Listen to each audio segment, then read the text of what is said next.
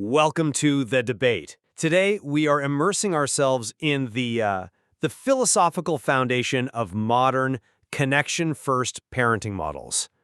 This movement, it explicitly rejects traditional behaviorism, that whole system built on rewards, punishments, and consequences, by asserting that challenging behaviors are merely clues to deeper unmet needs within the child.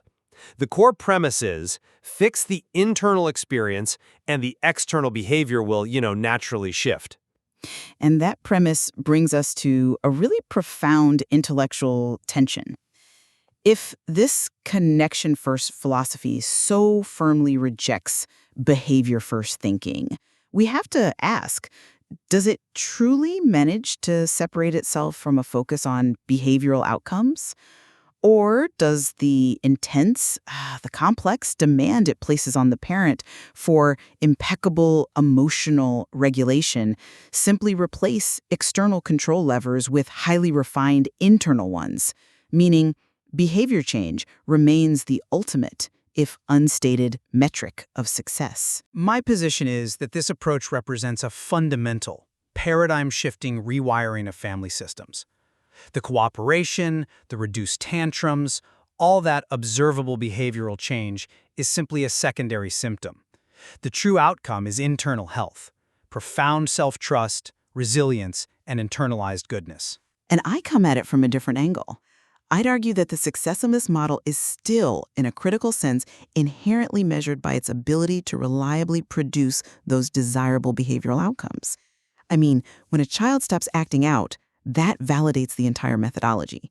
And this makes the precise, demanding execution of the strategy a new, very high-stakes performance metric for the parent who feels compelled to be this flawless cycle breaker. The philosophical intent here is really what matters most. The material constantly reinforces the idea that a child's behaviors are only the surface, just the tip of the iceberg. They're expressions of internal needs, not definitions of the child's identity.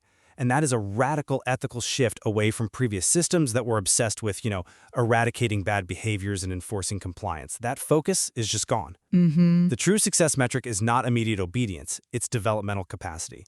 The philosophy explicitly prioritizes resilience over mere happiness, focusing on cultivating the child's ability to tolerate distress and sit with big feelings without shame. Because the approach aims to fundamentally change the child's internal working model, how they view themselves and their safety in the world, the resulting behavior change, when it occurs, is lasting and generalized. It's a holistic shift, not a temporary manipulation. I respect the claim for higher ethical ground, but let's be realistic about why parents seek out this guidance. If the intent is purely to build self-trust, why is the system consistently marketed as delivering two things at the same time? A strengthened relationship and improved behavior and cooperation. Well, they aren't mutually exclusive. No, but parents are driven to this material precisely when they are struggling with measurable external issues, sibling rivalry, chronic defiance, these epic tantrums. The application, therefore, is inherently focused on outcome reduction. Furthermore, the strategies themselves often establish a very clear, even if it's warm, connection between parental presence and child compliance. I mean, the strategy of connect before you ask, for example, is necessary because the guidance tells parents flatly that cooperation comes from connection. You are deploying connection, your most valuable relational tool, in order to access the child's willingness to listen. That feels profoundly transactional to me. I reject the premise that connection deployed before a request is inherently transactional. It's about establishing relational safety, which is the prerequisite for any kind of learning.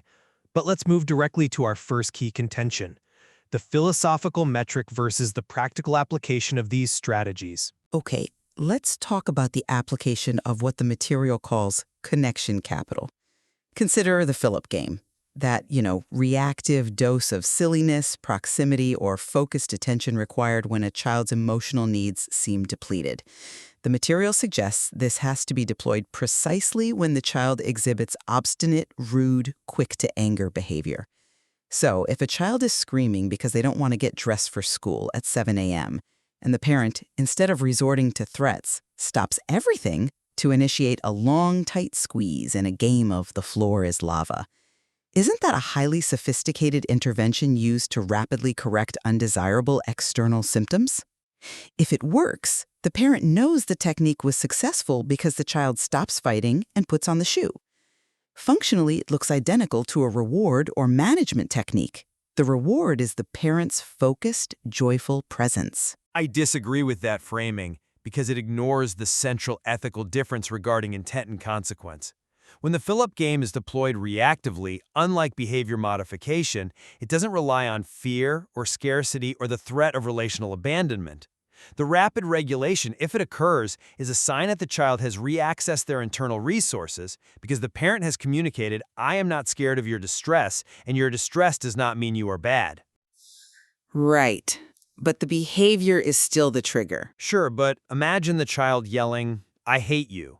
If the parent uses a sticker chart, a compliance metric, the child feels they are only lovable when they behave perfectly.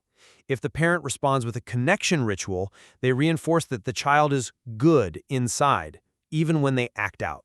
The immediate goal is communicating love and safety, which breaks the cycle of self-doubt. That self-perception shift is the key internal metric.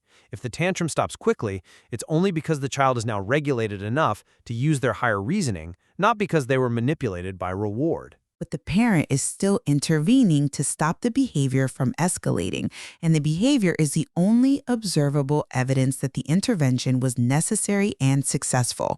If that child continues to kick after the connection ritual, the parent feels the technique failed, and they must escalate to the next tier of intervention, which is often a boundary setting that involves physical containment. The system is designed to stop the undesirable behavior using connection as the primary tool. And this leads us directly to the overwhelming emotional labor required of the adult. Point 2, the burden of parental emotional regulation. Okay. Traditional methods are relatively simple. Action or bad behavior yields a reaction, a punishment. This model, however, places a massive, relentless performance demand on the parent to regulate their own internal state first. The parent has to constantly achieve what the material calls the most generous interpretation, or MGI, assuming positive intent from a child who is clearly screaming and hitting, and act as a sturdy leader. This requirement for unflappable calmness and validating statements, even while the child is being verbally abusive, makes the child's outcome dependent on the adult's emotional flawlessness. If the parent snaps, they create dysregulation, and they feel this intense guilt that the system explicitly aims to reduce. You're asking for emotional perfection in the middle of chaos. I'm just not convinced by that line of reasoning because the system is explicitly designed around repair, which is the necessary antidote to the inevitability of human imperfection. The material is very honest. Perfection is impossible. This is why repair is framed as the most important parenting work of all. Sure, repair is important, but When a parent admits fault, "I'm sorry I yelled, I wish I'd asked more about what was going on for you instead," they are modeling self-accountability and relational humility. They're showing the child how to handle conflict resolution and dysregulation in a healthy way. This isn't just cleanup. It's the active process of rewiring the harsh, critical circuitry they may have inherited from their own upbringing. The power of this model is precisely the recognition that if I, the adult, can work on my emotion regulation, my child's internal system will change in response. The system provides grace by explicitly stating the concept that two things are true. I can mess up and still be a good parent. The focus is on the trajectory of improvement, not the single moment of flawlessness. that emphasis on repair is powerful, I'll grant you that. But it minimizes the sheer difficulty of maintaining the MGI when you're sleep deprived and pushed to your absolute limit. The parent is told they are the sturdy leader, the one who must hold the container. But if they fail, if they yell, the repair process is required because their behavioral lapse caused relational damage. In behaviorism, the child's lapse causes the consequence. Here, the burden for initiating and maintaining emotional stability rests entirely on the parent. And we see this most clearly in the third contentious area, how boundaries function. Point 3. Boundaries is reframed control. Go on. The material defines boundaries as what we tell kids we will do. For instance, I won't let you throw these toys. If the child persists, this often requires physical enforcement, like gently holding a wrist or physically moving the child away. And while this is framed as providing safety and containment for the child's big feelings, is the physical intervention the parent saying, "I won't let you kick your sister," and then physically holding them, is that fundamentally different from an external control mechanism aimed at stopping undesirable behavior? The physical act of restraint dictates behavior, regardless of the soft tone. The difference is profoundly significant and developmental. It hinges entirely on the intent and the accompanying validation. Physical enforcement is only for safety, when the child is truly overwhelmed and can no longer make good decisions. When the parent physically intervenes, they simultaneously state, "You're not in trouble, I love you, I'm here." The parent is acting as a container, showing the child that those intense, overwhelming feelings, the rage, the physical impulsivity, are not scary or overwhelming to my parent. The goal is not punitive, it's instructional. It teaches emotion regulation skills by lending the parent's capacity, their upstairs brain, to the child. If a child is physically restrained in this compassionate manner, they internalize that their biggest feelings are manageable, which is the foundation of resilience.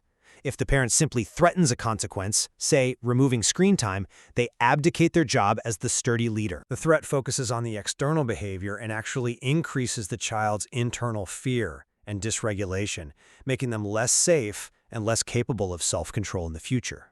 That distinction is conceptually elegant, I agree, but it's very challenging in practice. Let's go back to the child who is hitting a sibling to get a toy. The parent intervenes with the soft boundary and containment. If the parent fails to execute the boundary firmly, if the child slips away and hits again, the parent feels they have failed the child, and that failure is measured by the subsequent undesirable behavior, the second hit. I would argue that this entire philosophy relies on the behavioral result as proof of internal success. We don't have a reliable external measure for self-trust or internalized goodness. The only way a parent knows their connection capital is high or that their sturdy leadership is working is when the child reliably cooperates, listens, and manages their emotions with less external mess. The model cannot escape the gravitational pull toward behavioral results because in a functional family system, behavior is the language of safety and cooperation. But that is confusing the symptom with the outcome. Of course we seek safety and cooperation. That's life in a family. But the reason the behavior improves is completely different. The paradigm shift is profound because it focuses on changing the core identity, "I am good inside," and building self-trust, arguing that we have to feel good inside to change.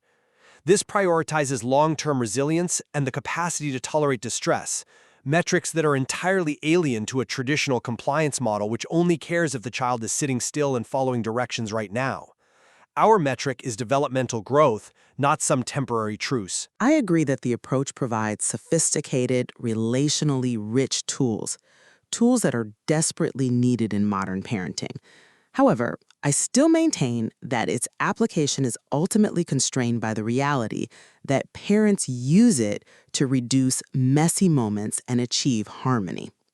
The success of the model hinges on a degree of emotional mastery and self-awareness from the parent, the required cycle breaker, that may, in practice, be even more challenging and fraught with internalized guilt than following a sticker chart.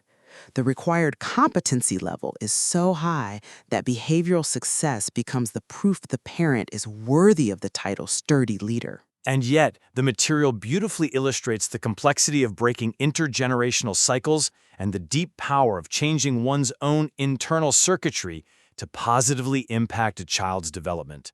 It provides the hopeful message that it is never too late to begin the work of repair and connection. The core philosophical rejection of controlling behavior is admirable, but ultimately the necessity of regulating behavior in a functional family system means a behavioral outcome remains the visible, tangible proof that the internal, nuanced, and difficult work of connection has been successfully executed.